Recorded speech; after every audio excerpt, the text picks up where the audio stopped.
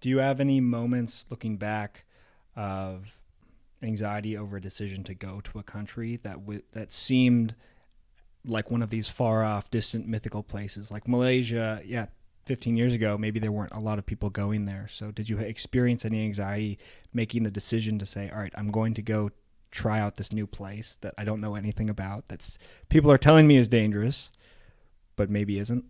No, I liked the less popular of a destination it was at the time, the more I liked it and wanted to go and was like excited to go. So I never had any anxiety traveling. Why was that?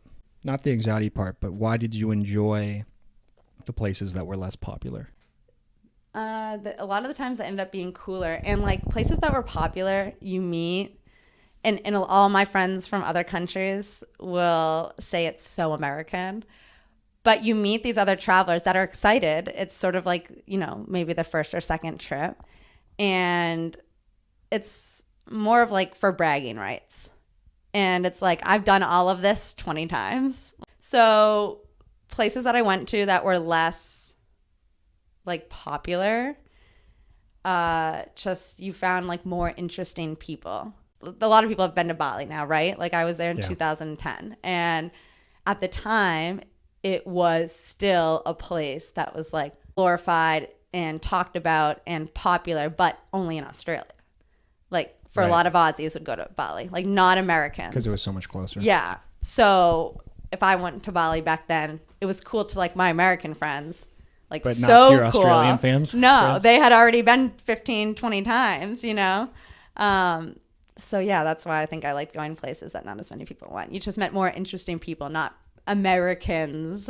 You're just trying to avoid Americans. Yeah, I was actually for a while. I think that's valid if it's the place you're coming from. I think that's can be a general theme, not just in traveling to distant countries to find new cultures beside the one you came up in, but also people who grow up and go to college in a different place or find jobs and move to a new location. You're trying to likely, in a way, break away from your home community and even maybe your family. It's a big part of growth in our 20s that I think a lot of people maybe miss out on if they stay.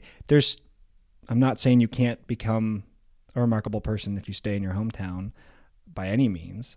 I just think that it requires a little bit more intention to separate yourself from the things that are comfortable.